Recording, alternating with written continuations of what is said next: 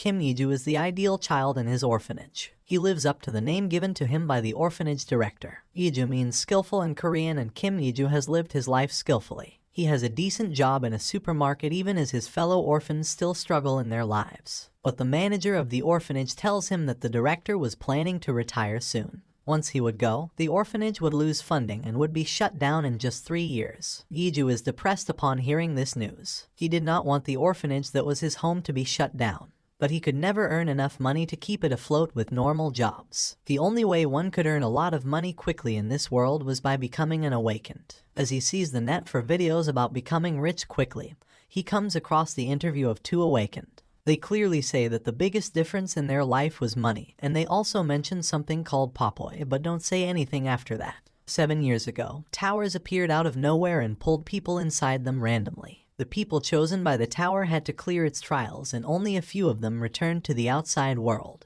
No one knew what happened inside the towers, as everyone who came out kept it a secret. Those people were called awakened and had mana, which was the most important resource in the world. Magic engineering was the most important discipline in the world, and only the awakened with mana could do it. Thus, they were in demand and companies paid a ridiculous sum to hire them. Iju wonders if there was a tower somewhere near him so that he could clear it. But then he receives over 500 files that say things like he had cleared certain levels and gained followers. He thinks that the files could contain viruses or be used to hack him. But as he is trying to delete the files, he accidentally opens it. Inside, he sees a video of him streaming from within the tower. The Iju in the video is shocked as he learns from the comments of his streamers that he was stuck in the tower now. The Iju, seeing the video, watches all the videos one by one and realizes that it was really him who was clearing the tower. He also sees a monster named Popoy in the video, which appears like a cute furry ball, but had sharp teeth that could chew down rocks. The videos tell him about the various challenges and rewards in the tower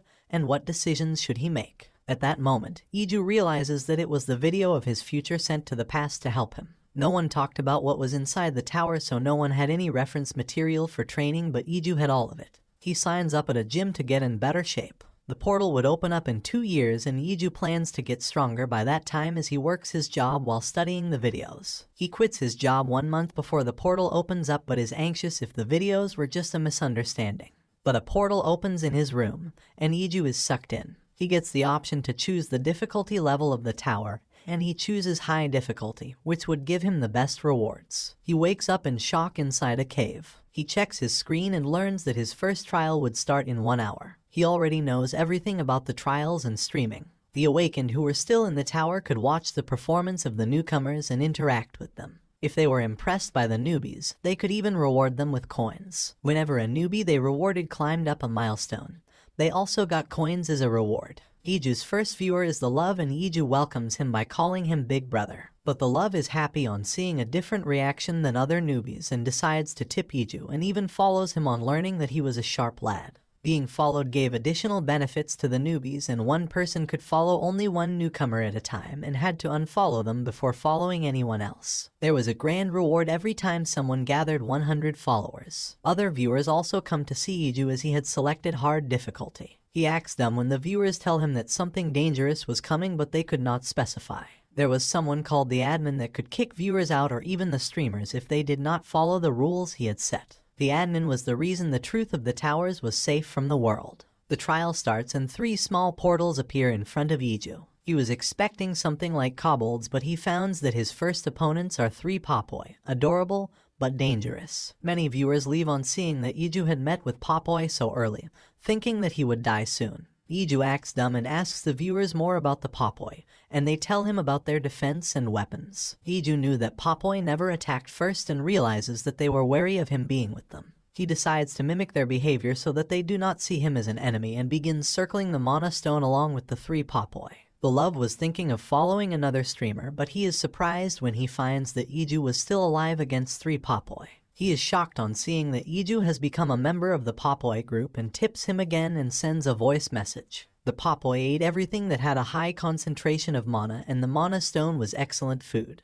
They were wary of Iju and hesitated to perform their eating ritual while he was with them. But once they accept him, they invite him into their ritual and begin eating the stone. The viewers go crazy when Iju joins the monsters and starts eating the stone too. But he feels that it was actually edible and filled him with energy. His body glows just like the Popoy after they are full, and the viewers think that it was the end for Iju as the Popoi surround him. But instead of attacking him, they climb on him and become his friends. The trial is cleared, shocking everyone in the viewer list. Iju loses consciousness for a moment and gets back up soon. Iju checks the comments of the viewers and realizes that he has got 120 plus viewers and 50 plus followers, too much for the first floor. He thanks the viewers and they ask him what was he thinking when he joined the Popoi. He says that he thought he could not win against the Popoi, so he decided to join them. The trial was to eliminate the enemies, and what better way to do that than by making them friends. He just followed them and got lucky. This is what he tells the viewers even if they did not fully believe it. The viewers remind him about the rewards and he acts like he didn't already know.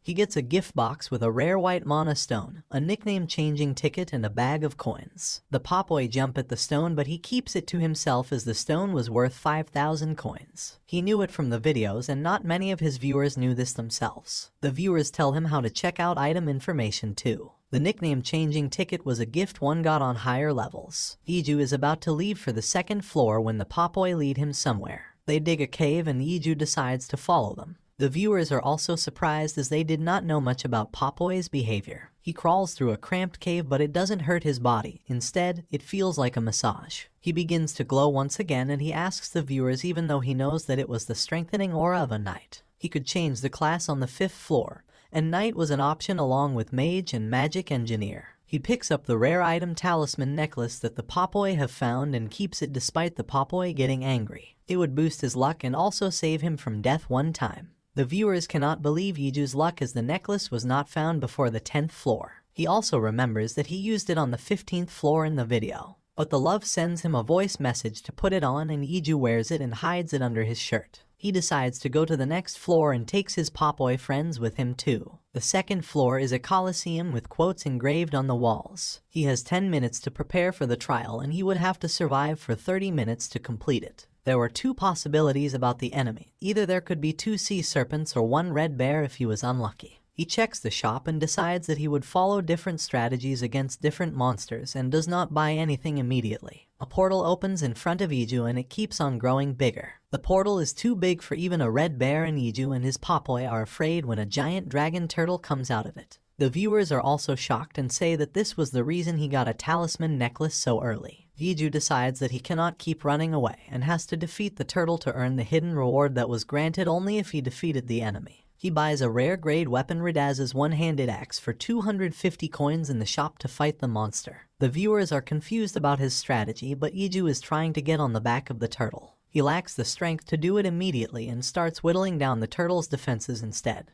The dragon turtle uses its lightning breath and Iju dodges it easily. But once the dragon turtle is injured, it retreats into its shell to heal. Iju takes advantage of the resting monster and climbs on its back. The viewers try to tell him that it was not safe there as the spikes on its back would explode. Even the love tells Iju to get down using a voice message as he was not reading the comments. But Iju already knows this and plans to use it as a weapon. He breaks 1 spike and pierces the turtle's body with it. Then he pours mana into the spike to make it explode inside the turtle's body, critically injuring it. Iju was able to barely evade the range of the explosion. He had taken a risky decision, but it paid off. He approaches the dragon turtle and finishes it. The mission is cleared and he receives the hidden reward he wanted. The Popoi want to eat the corpse of the turtle and Iju gladly agrees. But the viewers are shocked by the way he defeated the dragon turtle, which was usually an enemy for 3 streamers at a time on the 11th floor. He acts shameless and confident and says that he thought he could do it, so he did it. He checks out the reward for clearing the floor first and finds another rare mana stone inside.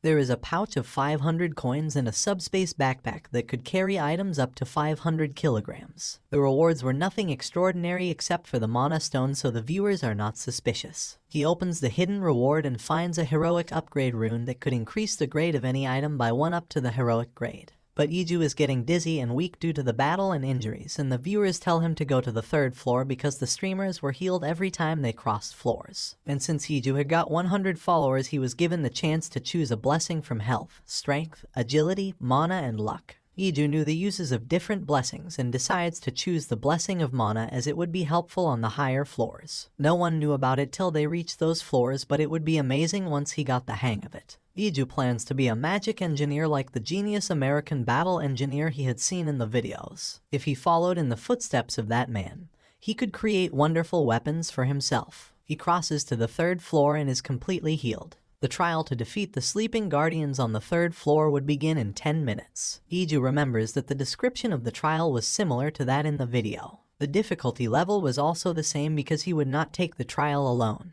Another cheerful streamer comes in through a portal and he is shocked on seeing another human there. His name is Ha Yeonseok and he cries about how difficult the previous floor was. They start talking about their experience and Yeonseok is curious about the Popoi. But the guardians start coming out as they are talking and they have to get ready to fight. The guardians are 2 giant stone statues, one with a spear and the other with a shield. They had to be defeated simultaneously or they recovered. Iju does not waste time and attacks the guardians. His body glows as he uses his full power to attack the statues. He is ruthless and defeats both guardians alone. Yeonseok is impressed and comes near Iju, but one of the guardians is still not defeated and he wakes up. Iju tells Yeonseok to duck, but he is too slow to react and Iju has to jump at him to save him from the attack of the guardian. Both the guardians are completely revived and stand up once again. Iju decides to go all out and kill both the guardians for sure this time as his viewers cheer on him. He is even more ruthless this time and both of the guardians are defeated and the trial is cleared.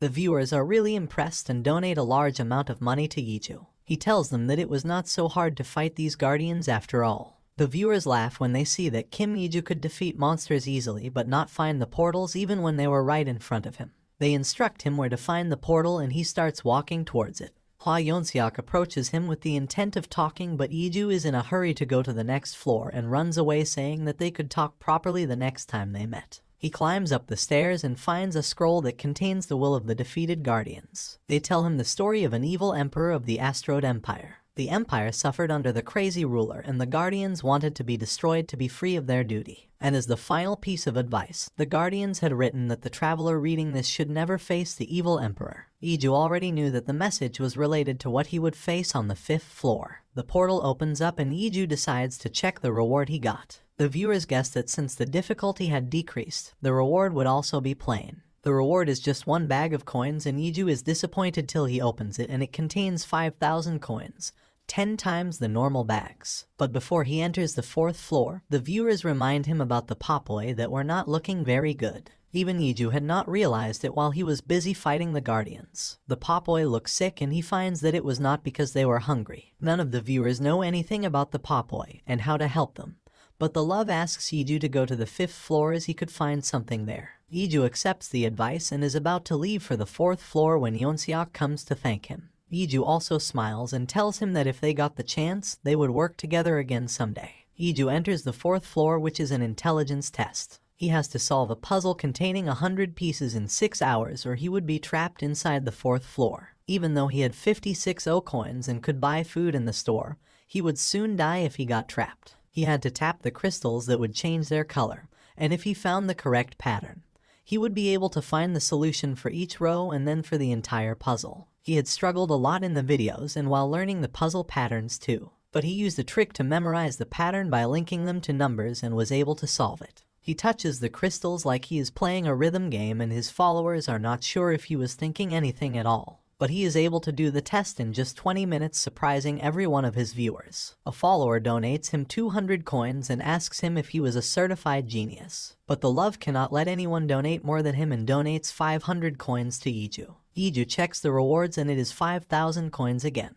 He thinks that he could buy the heroic grade skill book on the 5th level with that. He picks up the Popoi and steps into the 5th floor while the viewers talk about his speed. If Iju had not devoted too much time bonding with the Popoi on the 1st floor, he would be the fastest person to reach the 5th floor. But the 5th floor is different from the previous floors. It is in the form of a story and the streamers will have to play the role of characters in the story. The viewers could also not change the stream for the duration of the 5th floor trial, which was about 1 week. There would be another streamer on the floor and both the streamers would be a character in the world Asteroid. There were 2 ways to clear the trial, either by reaching the designated ending or by killing the other streamer. Inside the story, Iju wakes up in the body of a rich boy. He reads the diary of the boy who is obsessed with magical beasts, and his father and big brother do not like this habit. Iju knew that he was in the body of the second prince of the Asteroid Empire, Kaali du Toprox. In the story of Asteroid, the second prince Kaali has to burn the magical beasts he raised when his father, the emperor, finds out. After that, he gets drunk and throws a tantrum on the roads, getting the title Wretched Prince. But Iju's trial is to become the emperor in 7 days while possessing the body of the prince, and he cannot use violence to do that. Iju is disheartened and disappointed on finding such an impossible task. He had thought of becoming a magic engineer, but the system did not let him choose. While he was getting ready to choose the power he had on the 5th floor, he wanted to choose magical engineering. Based on the power, he would possess the body of an important figure. In his case, it would be the Imperial Engineer. He could become other important characters if he chose powers like magic, strength, assassination, etc. But before he can say his choice, the system assigns him powers related to magical beasts that leads to Iju becoming Prince Kaali. Iju decides that if reaching the goal was easy, he would do that. Otherwise, he would kill the other streamer. Iju summons the servant named Fordrick who had promised to supply him with magical beasts. He had already procured the magical beasts for his prince and presents them to him. Iju is shocked on finding his Popoi in the cage and they are still unwell. Fordrick explains that the Popoi had consumed too much mana stones which led to their poor state. But he is shocked on seeing mana radiating from the body of Prince Kaali. Fordrick is worried as a sudden burst in mana could prove fatal, but Kaali assures him that he was alright. As Fordrick is leaving, he warns Kaali about the first prince. Fordrick was the guardian knight of Kaali's mother and became his aide when she passed away. Iju knew the story and plans to achieve the designated ending as it would give better rewards. He unlocks the secret passage to the basement and takes the Popoi there. There are other magical beasts in the room and they are happy on seeing their master. Iju places the Popoi on a shelf and browses the store. He buys a skill book that would grant him basic knowledge about magical beasts, but he finds nothing useful about the Popoi. He also has to think about the other streamer and how to restrict their movement so that he completes the goal first. The other streamer is Lysiani, who knew swordsmanship from the real world. He had taken up the strength power on the 5th floor and became a knight. On the previous floors, he was brutal and used his partner as a shield in the 3rd floor. But his brutality had attracted more viewers and donations. But he finds that he can become stronger just by training on the 5th floor. But then the second Prince Kaali visits him. Lysiani is also good at acting and keeps playing his role as a knight commander. But Iju is there to test him and asks him about the alcohol the knight commander liked. Siani takes help from his viewers who give him the name of the most popular drinks among Asteroid nobles. He takes a guess, but Iju finds out that he was just lying. He confronts him about the truth and releases his secret too at the same time. Siani is threatening Iju with his sword when Fordrick stops him. He threatens the knight commander that even though he was demonstrating his skills at the prince's request, he could be beheaded for trying to attack a prince. Siani is terrified and runs away while Fordrick escorts Prince Kaali back to the palace. Meanwhile, Siani is scared when he finds out about Fordrick and turns to his viewers for help. They tell him to find dirt on the second prince and his aide, and Siani finds that he had 3 Popoi with him. The viewers tell him about Kim Iju, the streamer who befriended the Popoi. They tell him a method that worked when he found out the identity of the other streamer and instruct him to go to a chapel outside the city after he had confirmed it. Siani goes to the chapel, which is the hidden piece of the 5th floor. He has to tell the name of the other streamer to the guardians, and if he was right, he would pass immediately. But when Siani tells the guardians that the second player is Kim Iju, the guardian laughs at him and says that his answer was wrong. It also curses Siani and he loses all the skills he gained after coming to the 5th floor. What had really happened was that Iju had used his nickname-changing ticket. The viewers are surprised that he knew about the hidden piece, but they guess that he must have learnt it from someone's comments. They suggest him names like Mr. Freshman or Popoi, but Iju is bad at names and decides to call himself Kim Iju too. He is flustered as his viewers make fun of him, but at least his trick worked and his opponent lost their progress. Siani is furious at Iju and comes to his room and tries to attack him. But he is too slow and dull because of the loss of his skills, and Iju is able to disarm and pin him to the ground. He warns Siani that he was keeping him alive only because he could still prove helpful, and if he tried anything funny, he would not hesitate to kill him. Siani understands that Iju is not bluffing and runs away as soon as he is free. Iju wonders if he could become the emperor even if the real emperor died. If nothing else happened, he could rely on killing Siani on the last day. As he sleeps, he dreams about the videos of his attempt at the tower. He was a knight too, and he remembers that on the 6th day, the second prince underwent trial for the charges of assassinating the emperor. That time, Iju took strength as his power and became a knight commander named Alec. He hears the story from a noble who tells him that all the nobles had gathered to witness the imperial trial. The faithful Fordrick was devastated in the videos he saw.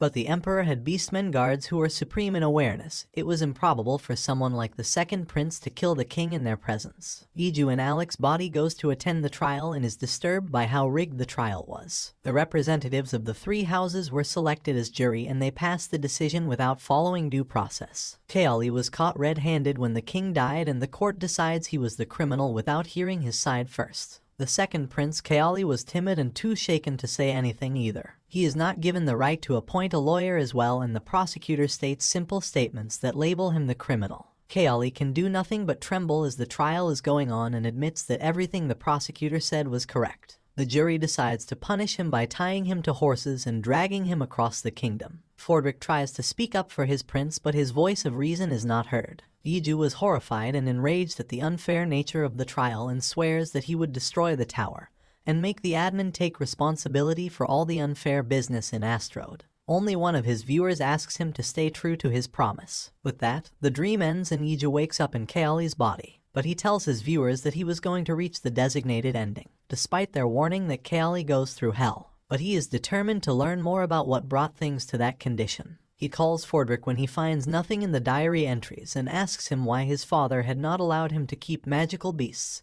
as pets when he was young. Fordrick tells him that the Emperor denied his request back then because the magical beast he wanted was quite dangerous. Iju decides to go to the Emperor despite knowing the ending. The viewers have to keep quiet or the admin would kick them out and can only hint him by mentioning the scroll on the 3rd floor. Iju walks to the Emperor's room knowing the danger. He recalls the story of the Emperor who seemed to go mad after the death of his wife and Thie's mother, Empress Pradessa. He stopped trusting everyone as he suspected that someone killed his beloved wife. Iju turns off the chat to focus more on the current situation and tells his viewers that they would find out why he did this soon. The beastmen guards do not let even Prince Thie meet the Emperor, and he screams at the door to get his permission. His plan works, and he is granted an audience with his father, Radiak Dutoprox. Iju had planned to show the Emperor a Thie that would surprise him, and he is successful in doing that by telling that he knew about the beastmen he had hidden around him to keep him safe, and that he would act as a good son to repay that. He requests to talk to his father alone without the beastmen listening to him and tells him that the ring he wore to control the beastmen was a fake. The real one was stolen and replaced by the first Prince Sloan a few years ago when he acted drunk at a party thrown for him and spilled alcohol on the Emperor. The Emperor is not satisfied with that and Iju explains how exactly the first prince switched the ring. But the Emperor demands proof and Iju says that there was no need for proof as the Emperor had noticed it himself. The Emperor bursts into laughter and says that he was amused. He asks Thie what he wanted and gets told that he wanted to be the Emperor. The Emperor reminds his son that there could be one Emperor only and Iju replies that he should die for his son to become the Emperor. A viewer is really impressed by the boldness and tactics of Kim Iju and decides to tip him with 1,000 coins. He sends him a voice message cheering him on. Even other viewers are so impressed that they send hearty donations to him. He opened his chat after the conversation with the Emperor was over and thanked the viewers for their generous donations. With his ending sorted, Iju decides to learn more skills with the remaining time. He goes to the magic engineering workshop and meets the first prince, Sloan Dutoprox. They both butt heads and ask each other about their purpose of visiting the workshop. Iju guesses correctly that he got the information from the beastmen and wanted to know more about what he talked about with the Emperor. But on hearing that the truth was known, Sloan starts shaking and tries to bully his brother. Sloan is about to hit Iju when the head magic engineer of the royal family, Bran, stops them from fighting in front of his workshop. The first prince tries to assert dominance, but Bran is not taking him seriously. Sloan thinks that he would execute Bran the moment he became the Emperor, but right now, it was the time to run away from insults. It seems that Thie had made a decent impression on the magic engineer who lets him come inside his workshop. Once inside, he is informed by the system that he can buy skill books related to magical engineering now. But he buys those books despite the majority of his streamers telling him not to. They start to troll him for his decision and say that he was wasting the coins donated to him. He decides to ban one viewer who was too rude as an example to everyone. But when he decides to learn all 4 books at once, he feels like throwing up, just what the viewers were telling him. Even with that, he is not sure that he has learned a lot from the books, but he is confident that he could still follow the instructions and get better with time. Meanwhile, Prince Sloan is planning to become the Emperor and get rid of Thie in one move only. Kaoli had asked Bran to let him use his workshop and ensured that he had some knowledge of material mechanics and thermodynamics. Bran is interested in the boy and gives him a problem to solve. Iju uses everything he knows but can answer only half of the problem.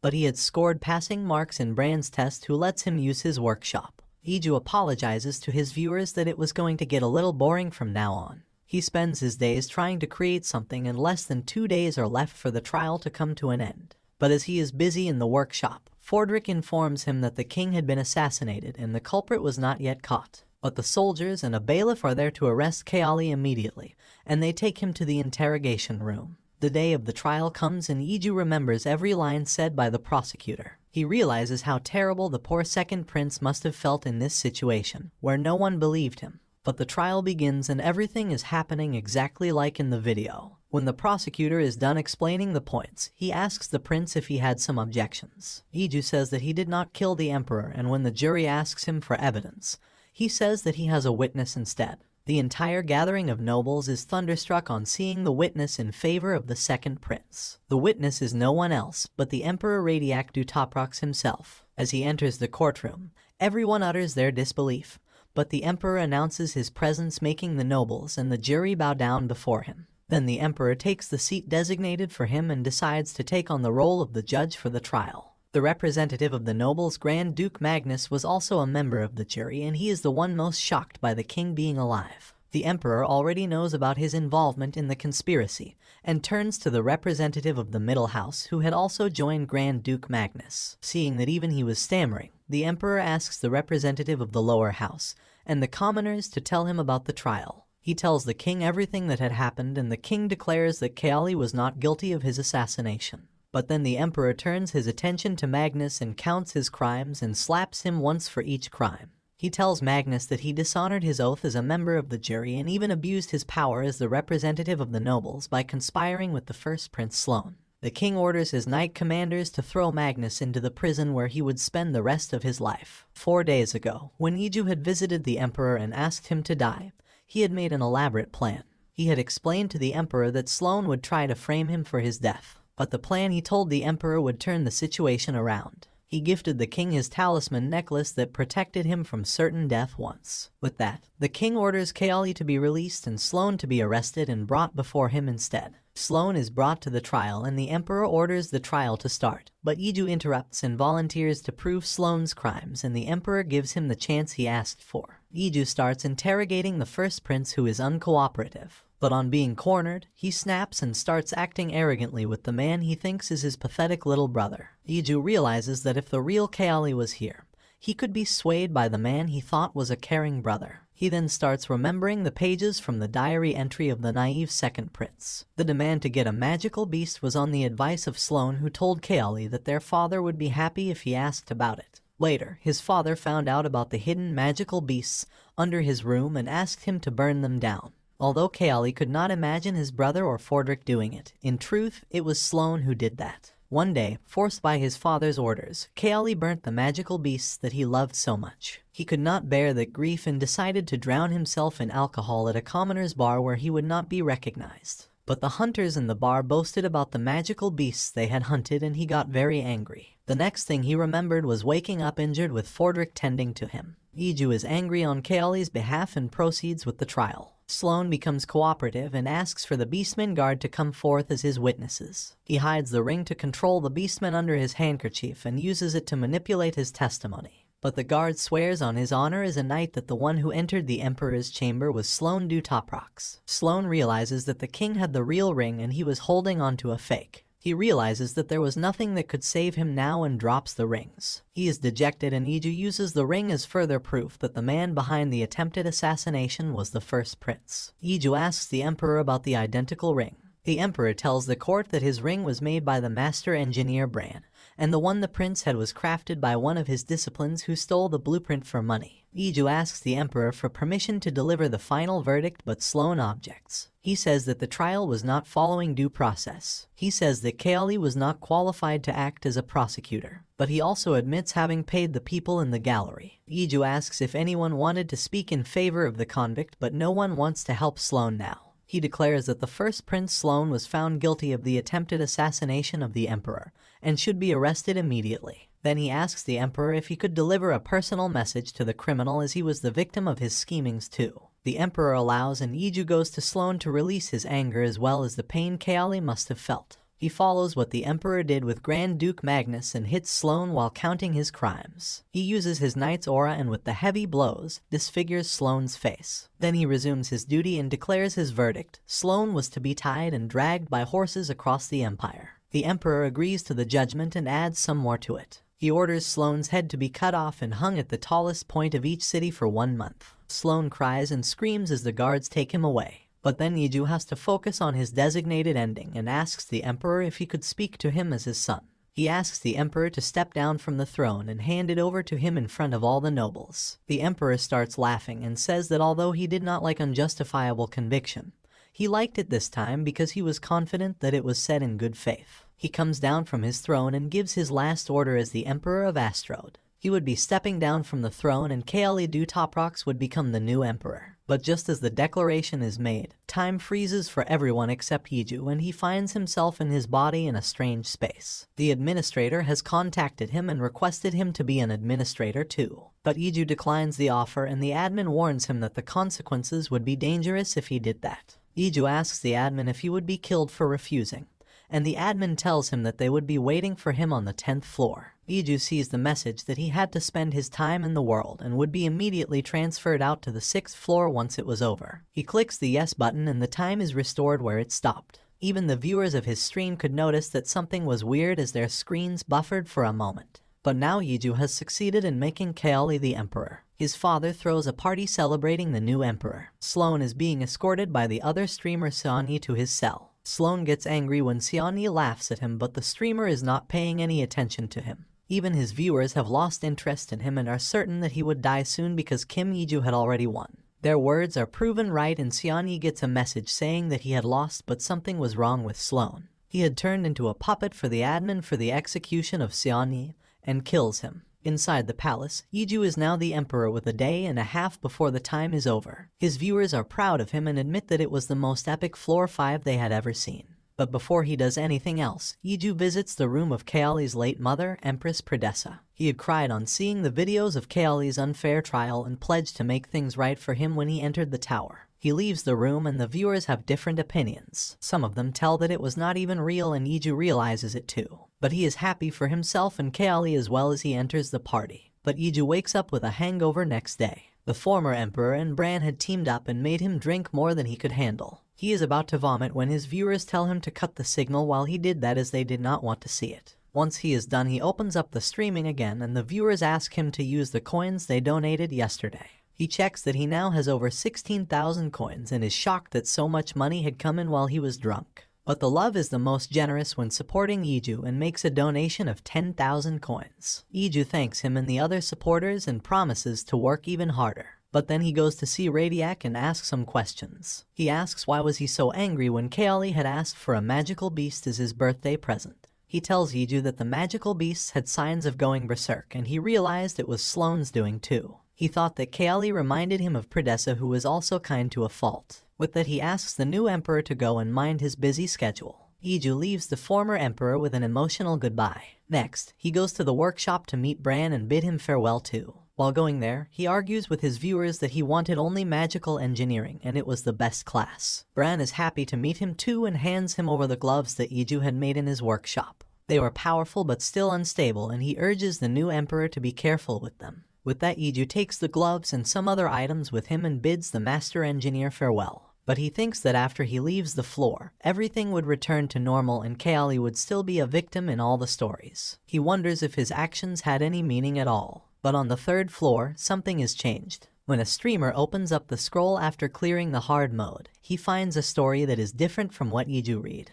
It told of an emperor that reached the title without conspiracy and ill efforts. The emperor led Astrode to new heights and his people loved him dearly. The scroll ends with a warning to the streamer to not disturb the kind heart of the noble emperor. The viewers on the stream are shocked on reading this version of the story and think that it was a bug. They argue among themselves, but the signature at the end of the scroll revealed that it was written by Fordrick. Iju's actions had made a difference in Kaoli's story and that of Astrode as well. Inside his palace, Iju calls for Fordrick to tell if anything changed with the Popoi. Nothing was new with the Popoi, but Fordrick is certain that they were not going berserk. Happy to hear that, Iju goes to meet his friends. The Popoi have become better after not eating anything for a few days as their metabolism is restored again. Iju unlocks them and starts playing with them. Iju tells his viewers that he would need to turn the chat off to focus on what he was making. He was right to do that as the viewers' comments are truly distracting. Most of them are asking him to cause some chaos in the remaining time or just spend it playing with the adorable monsters. Iju shuts down the chat and starts working on the glove. But as Bran had told him, the glove was too unstable. Iju could not fix one thing without breaking another due to the complexity of the circuit. This was one of the reasons he respected the genius magic engineer named Reynold.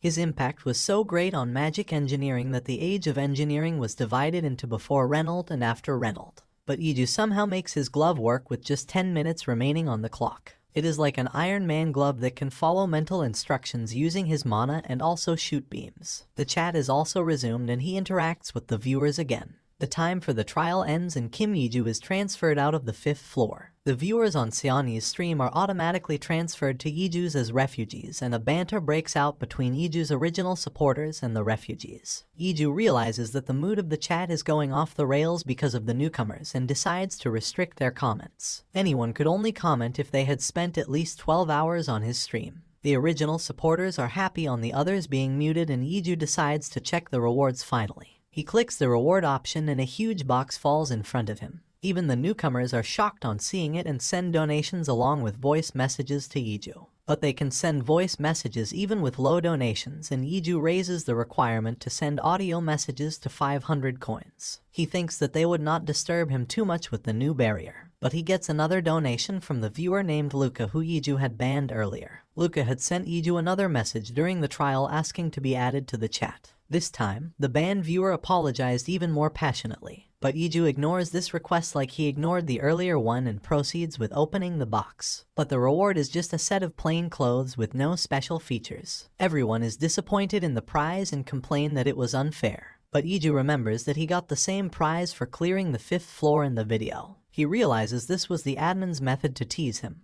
but he does not care. The next box has something special though. It contains a heroic grade item, Latanto's leather boots. The boots were made from the skin of a snake who died naturally and had all the abilities of the snake. The abilities include hardness control, size control, invisibility, color and texture camouflage. The viewers are shocked by the contrast in the two gifts and call the admin a tsundere. But even though the boots were overpowered, it was too hard to use them. Iju already knew this, and this was also the reason the viewers didn't get surprised by the heroic items as they should have been.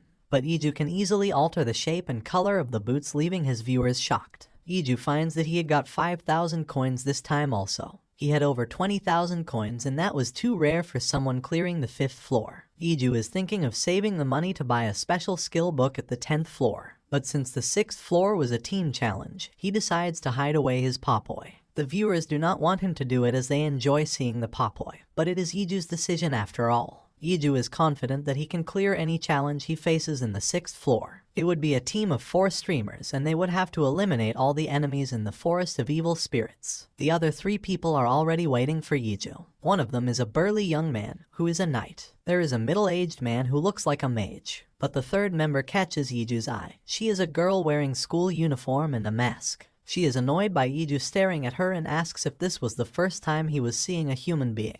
But what Iju is really interested in is her mask that looks useful and expensive. The knight intervenes before there could be any problem and introduces himself as Young Kang, a health trainer in the real world. The mage is Park Jinsu, and he is not interested in socializing. The viewers in Kim Iju's stream decide that they need to find more information about the other people and leave to spy on their chats. The girl tells that her name is Licia, but she tells nothing about her abilities except that she can take and hit punches. Iju introduces himself and says that he is a magic engineer. The knight is shocked on hearing this and asks if his viewers made him do the mistake of taking the trash job. Iju tells him that he chose the job even when his viewers tried to dissuade him. The girl stops the discussion while still thinking that magic engineering was a lame job. The mage starts the strategy meeting and informs the others that the fog surrounding them was the boundary for the 6th floor. Once the monsters came, the knight and the girl would fight on the front lines and the mage would be in the center. The engineer would stay behind and provide support if needed. The waves start and the monsters come. But the viewers are shocked when a ghost-type monster does not appear as per the usual pattern. Instead, a giant bug comes out and the viewers warn the streamers in their respective chats. But the knight is eager to show off and rushes to attack the monster. But he is also shocked on seeing that the monster had physical form. It blocks his swords and disarms him before attacking the knight. He somehow frees himself from the grasp of the insect monster, but he cannot go too far away. The viewers identify the monster as Cleaner, a devil-type monster that should not come out on the 6th floor. Iju knew about them and the Cleaner was found not below floor 25. He thinks that the admin was being too unfair by increasing the difficulty of the trial so irrationally. But just as the monster is attacking the fallen knight, the girl comes and holds one of its jaws and then punches through its head. Even Iju's viewers are impressed by her strength. The monster is defeated and the first wave is cleared. The girl tells the knight that he was pathetic and unreliable as he could not even listen to warnings. But she is upset that her clothes were stained by the blue blood of the monster. Iju remembers the girl from the videos. Thie was already famous there. But she looks at Iju, who is staring at her, cannot shake the feeling that she was familiar with him. The mage has to revise the strategy for the second wave as the knight is not going to be any help. The viewers who had gone to scout other parties return and tell what the mood was like in their chats. Thie's viewers are like doting parents who are very proud of her. They donated huge amount of money no matter what she did. In the chat of the mage, everyone was a serious and solemn person. But in the stream of the knight, there were some very mean people who enjoyed it when his fingers were chopped off by the monster. Iju cauterizes the wounds of the knight with his glove and he just cries while hiding behind them. In the next wave, 2 monsters come and Thie defeats both of them alone yet again. Iju remembers that in the videos he saw, Thie was called the prodigy of close combat. On the 5th floor, she had chosen to be a commoner and learnt close combat from a hermit martial artist. Following that, she earned her title and justified it on every moment. Iju never thought that he could run into her if the difficulty became so high. The 3rd wave comes and the 4 monsters come in teams of 2 from opposite sides. While Thie is fighting against 2 of them, the mage uses a fireball on the other 2. But he finds out that his attack had no effect against the cleaners. Iju comes ahead to save him and defeats both the monsters using his glove. He knew the strengths and weaknesses of the monsters and can kill them in just one punch. But Thie was also distracted by the 2nd team of monsters and is about to be attacked by the one monster on her side that was not killed yet. But she is shocked when Iju covers the distance between them in unbelievable time and kills the monster in one hit. He does not tell them about the Latanto's boots that gave him the speed boost. But they learn that the mage has no better magic than the one he already used. The knight is annoying and says that they didn't even need his help to clear the rest of the waves. But the mage has realized that the number of monsters won't double but will be squared up from the last round. There would be 16 monsters this time and on the 5th wave, there would be 256 of them. Iju and Thie clear the 4th wave together as the other 2 members are useless. But they are tense about the final wave. 256 cleaners would come from all directions. The viewers had complained to the admin but there was no one to answer their call. Iju tells the other streamers that he would deal with the cleaners but they had to lay down flat. He charges his glove with magic energy and releases a powerful beam of energy towards the monsters. He realizes that he cannot do it for long and swings his hand as the beam destroys all the monsters in one hit. The other members of the team get up and are shocked to see that all 256 monsters were dead and the ground below them was scorched. But Iju throws away the glove and blood comes out of his mouth because he had used too much magic power. The mage and Thie come to him and ask him if he was alright. To that, Iju answers that he used too much magic power and it was nothing serious otherwise. He tells Thie to not worry and she turns out to be a real tsundere and gets flustered while denying the truth. But Iju says that they should check out their rewards before moving to the 7th floor. Thie takes off her mask and she is quite pretty. She asks Iju what his real name was as the viewers could not find his stream when they searched him. Iju calculates the merit of telling his name to others. The mage and Thie had loyal viewers but the knight's viewers could come to his stream. He tells her that he changed his nickname to Kim Iju too and viewers start pouring into his stream. As he guessed, most of them are from the knight's stream. On his request and the suggestion of his followers, Iju restricts their entry to his stream. Thie asks Iju if they had met before but he brings forth his reward and everyone is too shocked on seeing the box that they forget to wait for an answer. It was the best one out of all 4, and the other streamers think that something was odd about this. He opens the box and finds another heroic grade item, the leather gloves of Latanto. That gave him abilities of magic amplification and temperature manipulation. He puts them on and the system tells him that the set bonus had activated since he had 2 items from one set. It gave him new abilities called zoom, magic power amplification, and color and texture imitation. But everyone knows that using these gloves was even more difficult than the boots. The night's viewers push him to ask Iju if he could remove the entry restriction, and he says that he can't. He is jealous of Iju and does not even thank him before leaving. Thie is the only one left in the floor with Iju, and he is not too aware of the fact. He puts down the bag as he waits for his glove to cool, and the popoi pop out of it. They sense the magic power from the glove and want to eat it, but Iju stops them. But Thie has spotted them and she asks Iju about them. He does not know how to explain it to her, but he doesn't even need to. Their cuteness steals her heart and she almost says that they were cute. But as a tsundere, she is too flustered to say it and runs away abruptly. With that, Iju also leaves for the 7th floor as his viewers try to hint him about the next floor. One of them gets too eager and is about to tell him that the level was like psychological warfare,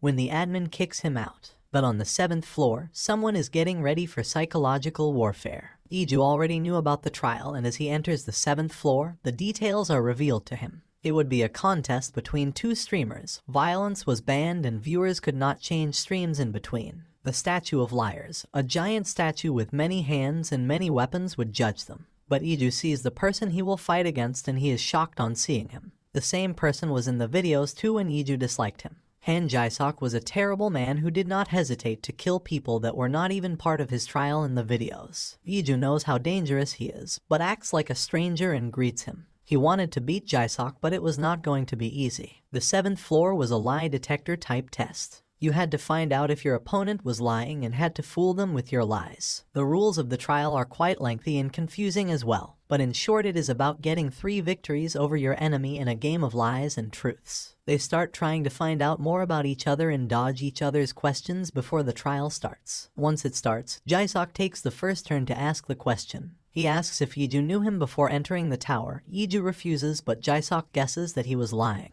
Next, Iju asks him if he would kill people even without it being needed in the trial, and Jae-sok agrees. The score is 1-0 in favor of Jae-sok, and he asks Iju if he knew what the trial on the 7th floor was before reading the rules. Iju lies but is found out again. He is shocked that how much could Jae-sok have found out about him in just few minutes of observation. But Iju must do something or he would lose. He asks Jae-sok could he kill his wife if it was needed, and while Jae-sok tries to not answer his question, he ultimately says that he could not. Iju tells that it is a lie and the statue gives him 1 point. It is 2-1 now in Jae-sok's favor. Iju's viewers are tense as the nail-biting competition goes on. Jae-sok asks if Iju knew that he was married in the outside world, and he replies that he knew it. The score is still the same and the viewers wonder how the 2 of them knew each other. Next, Iju asks Jae-sok that if his wife followed him into the tower and stood in his way, would he kill her? Jae-sok denies and Iju bets that it is a lie. Jae-sok was a man that could do anything if he wanted to.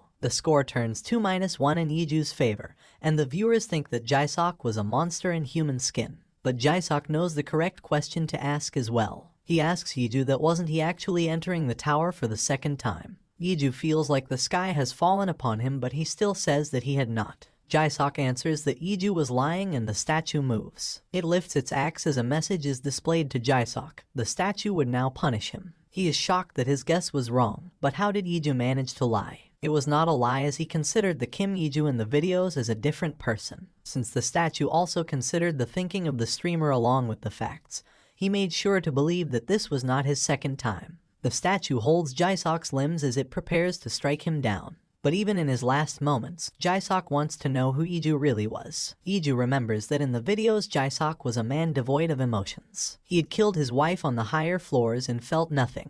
Iju tells him that they knew each other in the past and wonders what would be the outcome of his dying. Will his wife be able to live happily or would she be saddened by his passing? But the guys in the chats rarely let the mood remain serious. They talk about intelligence, psychopaths, and then make light of everything. The new viewers who cannot participate in the chat send donations and voice messages to let them be added in chat.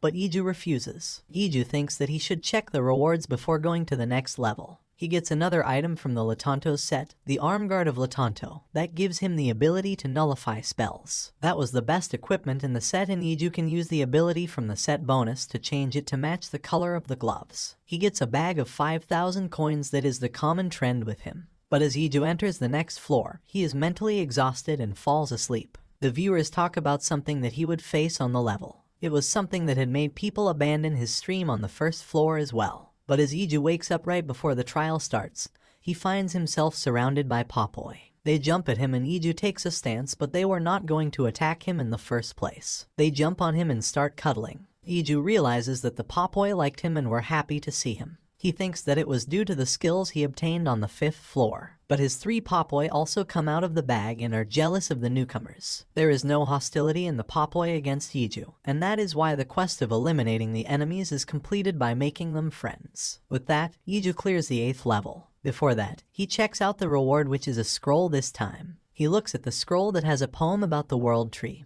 its falling and how it would grow again. Iju already knows that the world tree was actually 2 trees that were twisted around each other and twisted the fate of Astrode as well. The tree was named Forine and Forden, but it fell and the spirit of the devil was let free because of that. The trials of the twisted world of Astrode would be on the 25th level. Iju decides to sleep for a bit more to relieve his fatigue, but the Popoi start playing around him and he wakes up in 1 hour. He leaves for the 9th floor with the 3 Popoi he met in the 1st floor, and the others are sad to stay behind. The 9th floor is again a team challenge, and 2 people would have to solve the puzzle like the 4th floor. The time was originally 4 hours for 2 walls and 2 streamers, but it was changed to 2 hours for 4 walls for Iju. But his partner is a beautiful woman who is excited to see the Popoi, and holds Iju's hands, who blushes at that. She is pretty and the viewers say that she was a sort of celebrity. She was Jin Haein, and Iju knew her from the videos as well. She was famous by her nickname Witch. She was not just beautiful, but also cunning and smart. Iju knew that many men who were enchanted by her smile met painful ends, and he decides to keep his distance from her. He asks her to do 1 wall while he did the other. He decides to slow down his speed so that she did not get suspicious, but she was hiding her real ability as well. Iju decides that he must speed up or they would be stuck here, and solves all the 4 walls on his own. Haein jumps at him and hugs him for solving all the puzzles with 20 minutes remaining and calls him a genius. Iju tells her that it was no use lying and he knew that she was much smarter than him. He separates the girl who is clinging to him and she gives him an evil smile. Iju had met her on the higher floors in the video and she had cleared the puzzles on the 4th floor in just 10 minutes. But she laughs that he knew about her identity and asks him to tell his in return. She asks if he was in the tower for the 2nd time, as some of her viewers wanted to know after seeing his performance on the 7th floor. She does not hesitate to flirt with him and asks him to answer his question repeatedly. Iju knew that there was no way to escape from her if she put her attention on someone and makes a deal with her. He answers her question in exchange for her robe that amplifies magic. She thinks that he wants to see her figure, but Iju tries hard to not look at her. She is shocked that he wanted the expensive robe and was not interested in ogling her. But Iju tells her that he was not in the tower for the 2nd time. Neither was it a case of regression or reincarnation. He just knew the most about the tower despite never entering it. Iju has left out many crucial details, but Haein laughs and says that he had piqued his interest. She admits that she liked men with secrets and now she liked him too. Iju is ready to run away as fast as he can now that the floor was clear, and does not answer her question when she asks his real name. Out of his streamers, the love repeatedly told him to not get enchanted by the vile woman. But with that, Iju has successfully entered the 10th floor, the free area. He now had the privilege to watch new streamers before level 10, and could only be seen by viewers above floor 20. The viewers who had spent time watching him and gifted him coins would get their rewards now. Iju tells his streamers that he was going to explore the floor and turns of his stream for a bit. But he can tell that something was different in the 10th floor than he remembered. A commoner girl bumps into a noble and the nobleman treats her gently. According to Iju's knowledge, she could be punished for this. He learns that the ruler of Astrode was Emperor Kaali, and in his rule, merit was more important than birth. Iju is shocked and decides to see someone who can answer his questions. He finds the old man feeding pigeons he was looking for near a fountain.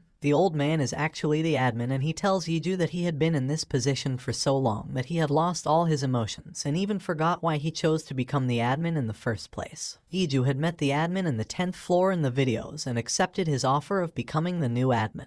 Then that Iju had sent the videos of the tower to his past self for reasons the current administrator did not know. He shows Iju a vision from his future. He would die in the monster attack on the kingdom of Terha on the 15th floor. But Iju is still confident with his decision that he does not want to become the administrator. The admin tells him that he does not know anything except his sense of duty, and that he is nothing more than the ticking hands of a clock. He had tried to fix the twisted world of Astrode, but it was far too complex, and he got mad without achieving anything.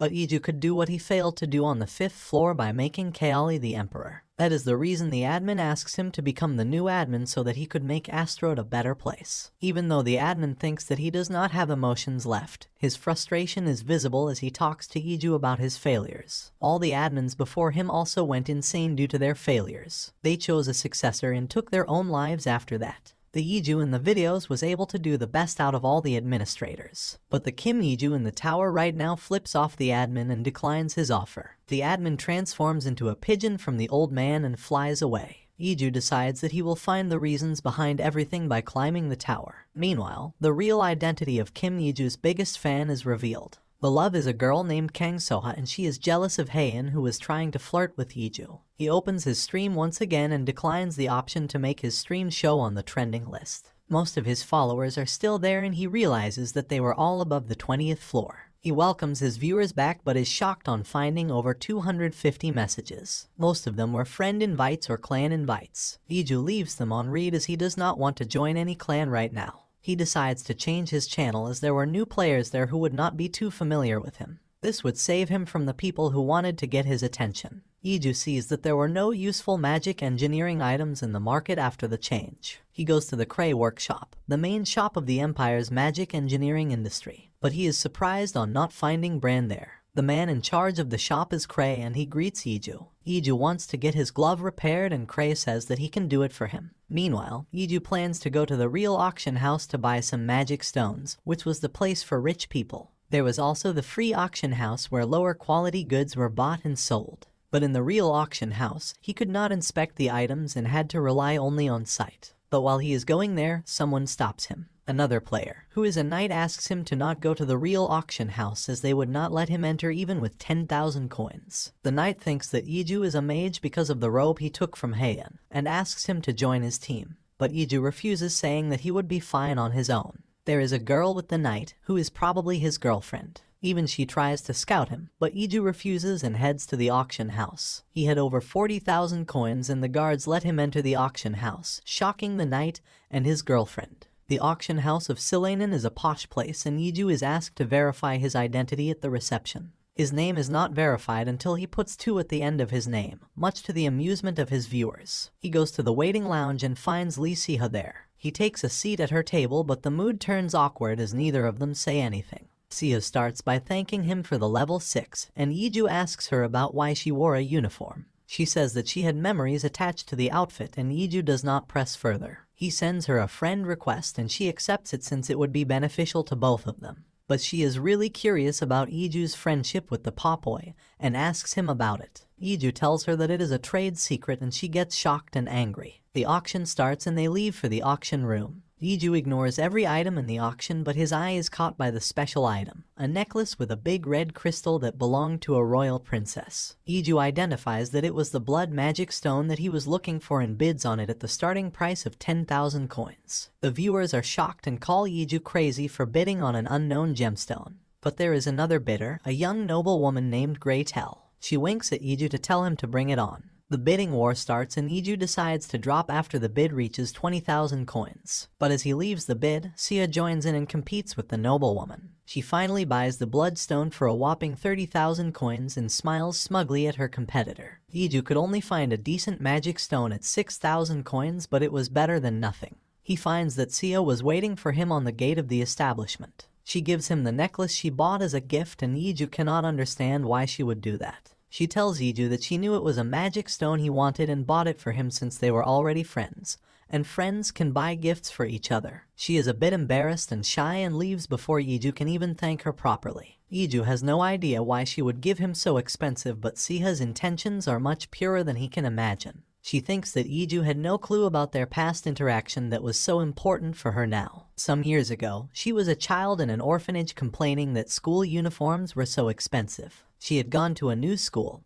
and there was no hand-me-down uniform for her. But one man had paid for the uniforms of all the students that year already. Kim Iju was a man who had been raised by the same orphanage, and he had come back to help it. Sia had only passed him on the doorstep, and he had asked her to be a good girl. But she got a new uniform thanks to him and had never forgotten about that debt. It was fine even if he didn't remember it, as long as she was able to be useful to him too. Iju heads to Cray and finds that he had made many modifications to his glove. It looked much better now and was comfortable and easy to use. There were new features that Cray added into the glove, like being able to use magic stone of various sizes and inserting and ejecting them out of the glove using just a button. Iju is really happy on seeing that his glove was weighed so much better by the magic engineer, but he cannot convince Cray to take money for it. The magic engineer says that he had too much fun working on the glove and he cannot ruin it by taking money for it. But he gets Iju to promise that he would give a fitting name to such a great weapon. The next morning, Iju wakes up when he hears the growls of his hungry Popoi.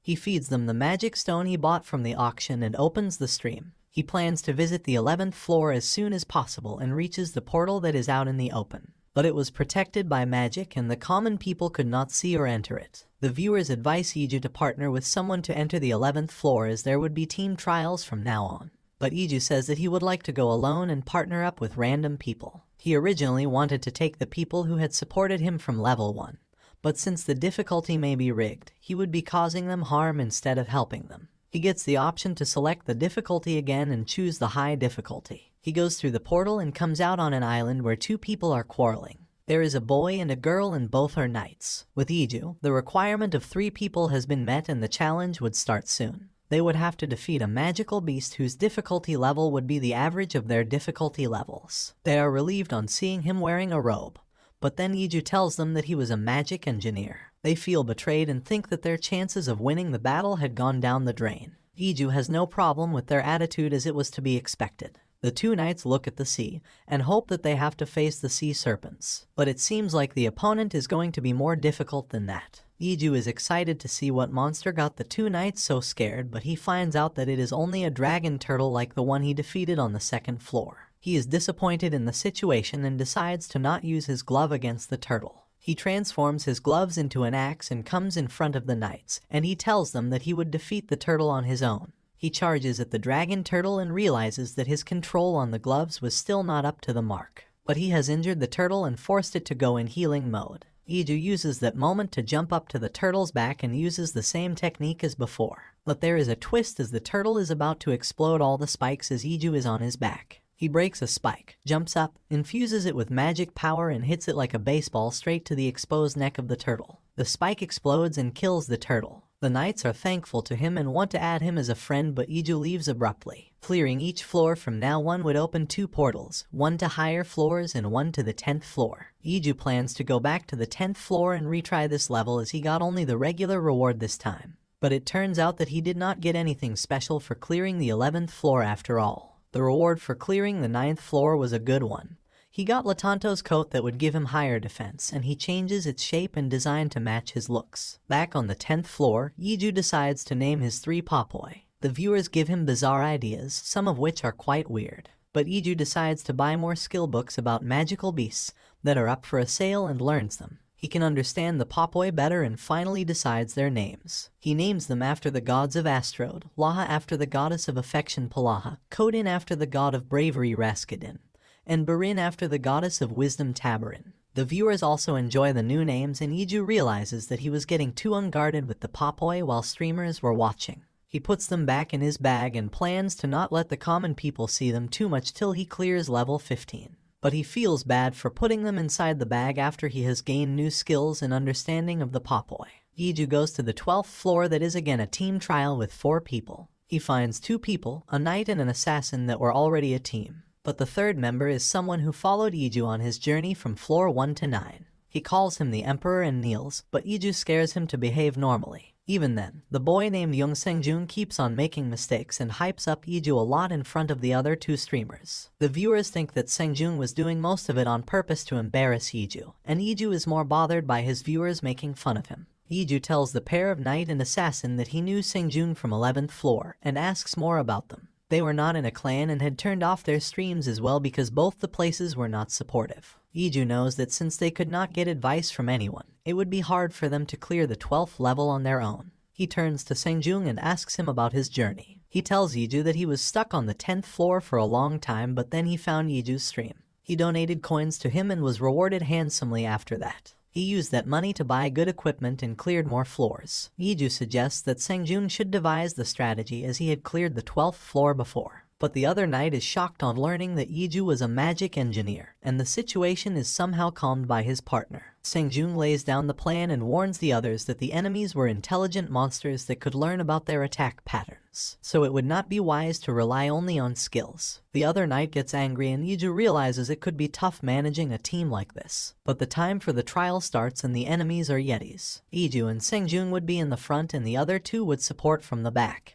But the other knight underestimates the Yetis and rushes at their boss with his spear. Sengjung is concerned, but Iju decides to not help him unless it was necessary. The people who did not heed warnings could meet terrible ends, and they would not learn anything unless they faced the danger up close. But as the knight gets closer to the leader of the Yetis, he is scared and stops in his tracks because of his intimidating aura. But he cannot look bad in front of his girl and the two strangers. The Yeti boss says something to the knight and Iju thinks that he understands only one word in his speech, but he can still understand his sentiments. Iju knows that Yeti leaders died after their position was taken, and thus they strive to prove that they were not old yet by igniting their fighting spirits. This Yeti boss was the same. The knight swings his spear at the Yeti boss who can easily dodge him. So, he decides to use a skill that would blind the Yeti and he could take a clear aim. But even though the Yeti closed its eyes, it did something that made the knight miss his aim. As the Yeti raises his fist to hit the knight, he yells Sumaha and the knight is scared for his life. But Iju comes in to save him and then makes quick work of the Yeti leader. With their leader dead, the morale of the other Yeti falls and Iju quickly defeats all of them.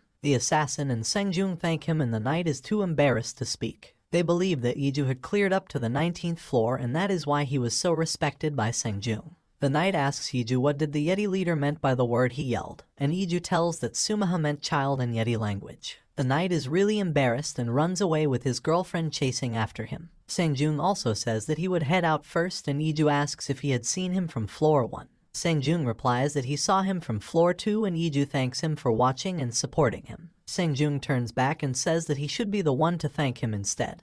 He kneels and wishes great luck on the emperor, but what he does next shocks Iju out of his mind. He turns around while kneeling, jumps up into the portal yelling Papoy loudly. Sengjung had seen Iju from the first floor and seen what the other viewers called his dark and embarrassing history. He was messing around with Iju by acting like he did on the first floor and all the viewers burst out laughing on seeing that. Iju is shocked for a moment and then he calms down. The rewards were average and he thinks that it was fine as the difficulty was ordinary too. He changes the channel to America so that he would not encounter anyone who had known him like Sengjun did. After that, Iju goes to the 13th floor that is a snowy terrain. It would be a trial consisting of 8 people but 6 of them are already there. They are quite welcoming and act like they do not know each other, but Iju knows exactly who they are and plays along. They were an evil clan called Black Scorpion. They used various dirty tricks to loot innocent players who teamed up with them. They would make mistakes on purpose and then ask compensation from other streamers for taking damage. In some cases, they even killed the weaker players after taking all their money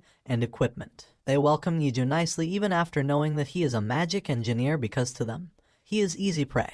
But the last participant comes in and he is already injured because he was mugged by a similar group on the 12th floor. Iju's viewers pity him as he had run into thugs on 2 consecutive levels. The time to take the trial comes near and the group of thugs tell Iju and the last member, a knight, to stay back. Their leader Kuttner is the one who does all the talking and he is acting like a kind person. But when the monsters come, he plans to kill some of them and let the rest breach their defense so that his plan could proceed. The monsters they are facing are venomous hounds. But before anyone can do anything, Iju jumps to the front and kills one of the monsters. He is reminding Kuttner and the others to pay attention when some monsters jump at his back. But he creates spikes out of his coat and kills the hounds even without looking at them. Kuttner is wary of Iju now and commands his men to get into battle position. On the other hand, even the hounds are aiming at Iju only. Kuttner tells Iju that he does not believe him being a magical engineer. He had Latanto's equipment and it was impossible for anyone except a knight to handle them. He suspects Iju of being a criminal hunter sent after their gang. The gang notices that Iju has other Latanto equipment that could be sold for a high price, and they are excited to kill him. Iju decides to prove that he was really a magic engineer by using his glove. He charges it up with energy and punches a monster to its death. Then he uses a magic power beam to destroy the remaining monsters instantly. The work Cray had done was amazing as the power output was stable, there was less recoil, and the attack was much more efficient. The assassin is hiding on a tree and thinks that Iju had let his guard down after killing the monsters. He jumps on him but Iju uses his coat as tentacles and captures the assassin mid-air. But the trial is cleared and both portals are open. The thugs are scared and run towards the 10th floor, but Iju jumps in their way and blocks it. But he let the innocent bystander pass who is confused by what was going on. With only the evil clan left in front of him, Iju tells that he was open to conversation. His viewers want him to kill the thugs, but Iju has planned something more fitting for them. They were not ordinary thugs. He knew every evil thing they did thanks to the videos. They were currently on the 13th floor only and were quite weak.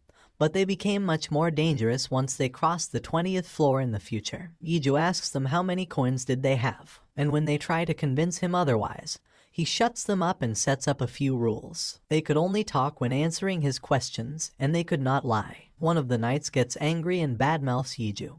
He turns to his comrades and says that they should gang up and kill him. But they are looking at him with horror, and he soon realizes that a tentacle is approaching him from behind. Iju grabs the knight's tongue using the tentacle and rips it out without mercy as punishment for breaking the rules. He tells the criminals that they did not deserve to be treated as humans, but if they had any objections they could speak now. But the thugs are too terrified of him and do not say anything. He calls their leader Kuttner forward and says that even though he was a wretched criminal, he was still a good leader when it came to his team. He sends his friend request to Kuttner, and the evil man is shocked that Iju knew his nickname in the game, Cuthead. He is intimidated into accepting the request, and Iju starts his game. He asks him about the financial details of his team and then to send all their coins to him over friend's direct message. Iju knew that the system was designed so that no one could forcibly take away coins from someone or loot them after killing a person. But there were complex ways like blackmailing and threatening that people like Kuttner used. Right now, Iju was using the same methods, and when Kuttner says that he did not have any money, Iju whispers to him something from the future. He was going to regret that he left a precious magic stone in the clan building on the 10th floor, once he rushed to the 20th floor without planning properly. If he declined to give all his coins right now, Iju would go back to the 10th floor and find the magic stone for himself. Iju tells him that if he gave all their coins to him, he would not touch the crystal and even leave his group free to enter the 10th floor. Iju interrogates the criminals about their coins and takes them all away. Then he demands for all their healing potions and takes them too. But when the criminals think that they would be let out now, Iju instead cuts one of their ankles. He tells them that he knew all about their crimes, from scamming people to kidnapping, child abuse, arson, and murder. He pours the potions on their ankles that he cut so that it healed without the chance of regenerating, and tells them that he was going to send them to the maze on the 14th floor. It was going to be a 6-person cooperative trial, and they would have to do it with only one leg. Iju tells them that they had forgotten to give him the coins they got as a reward for clearing the floor, and that is why they were being punished. He throws Kuttner and his party into the portal, but the reward he gets for clearing the floor are ordinary. The viewers were however really impressed with his strict punishment for the criminals and asks if he was going back to the 10th floor. Iju says that he would directly go to the next floor. He is still in the American channel and finds a party of 5 people. They seem to be experienced and nice people and explain their case when Iju asks. One of their members was injured and insisted that they carry on without him as he healed on the 10th floor. The leader of the party is a knight named Robert, and he starts the strategy meeting. Iju knew about the floor, but the paths of the maze always changed, and he could not use the path that was given in the videos. Even Robert says the same thing but adds details that they had to reach the center from one of the starting points. One of the 4 starting points was the easiest, and they would be lucky if they entered it. Iju asks if one person could clear it himself if he chose the easy path, and Robert does not think that. But Iju insists to go alone no matter what. The party has a strong sense of duty to not let him face the danger alone, but they cannot move Iju from his decision. They give him a potion in case he needed help and give him some instructions to stay safe. The party of 5 goes to the western start point and Iju picks north. The party is worried about Iju, but Robert is confident that he won't die. He was clever and had some good equipment, probably more than he showed. But they are still concerned that going alone was not a good idea. But it soon turns out that they needed to be more worried about themselves. They face the strongest monster in the floor, a bloodsucker, and their equipment is damaged. But one of them hears a familiar sound coming from the walls which scares them. And then the wall blows up, revealing Iju standing there. Iju had gone to the northern point and his Papoi Barin had come out of the bag. He started eating the wall of the maze, and following him, the other 2 Papoi also come out. Iju thinks that the wall could be a mana stone if the Papoi were relishing it. But he tries it with his glove and it turns out to be something else. The streamers also enjoy this weird method of cutting through the walls of the maze as Iju uses the hole in the wall to move ahead. He comes across a fork in the path when he notices that Robert's team was fighting a bloodsucker, the strongest monster on the floor. He asks his Popoi to break the walls, but Laha breaks it and starts running ahead. The Popoi is strengthened after eating and breaks the walls like a cannonball. Iju manages to hide all the Popoi behind his back as he faces Robert and Party. He gives them an excuse and asks them not to move around if their equipment was damaged. They were shocked that Iju could come to them using a strange way, but why was the voice of Popoi coming from him? Iju asks the Popoi to head in the direction of the light pillar in the center and reaches there in no time. He hides his Popoi before clearing the trial and then touches the pillar of light. The party is relieved that he cleared the maze and saved them. They thank him and leave for the 10th floor. Iju wonders about the 15th floor. It was said to be easier than the 5th floor usually, and was a place to learn skills and grow stronger. But if the admin interfered, it could get much worse than that. But he remembers the vision he was shown on the 10th floor and thinks that there could be something too dangerous waiting for him. He opens the reward box and it is disappointingly normal. But Iju's viewers are not going to let him down and donate heartily to compensate for the poor reward. Iju thanks them and tells them that he would head to the 10th floor first and get himself organized. But the real reason was that he needed something that was on the 10th floor. He goes to the traveler registration office on the 10th floor and inquires about the base of the Black Scorpion clan. But he has done it 87 times already before finding the right channel. Once he is inside their empty base, Iju releases his Popoi and asks them to find out the hidden magic stones. He finds stones that would be worth a lot and sells most of them. Some of the remaining ones are a treat for the Popoi, and some are for his glove. He has sold other items he got as rewards and now has about 87,000 coins. His preparations are complete and he changes to the Korean channel before entering the 15th floor so that he can get the follower reward. He tells his viewers that he was planning to learn night skills on the 15th floor as it was the best place for that task. But when Iju enters the 15th floor, he is shocked on spawning outside the city. The streamers spawn near a fountain inside the city, but it can be assumed that Iju was spawned outside because the required number of streamers were not there yet. All 50 streamers come to the 15th floor and the trial starts. The Kingdom of Terra was the front line against Monster Assault,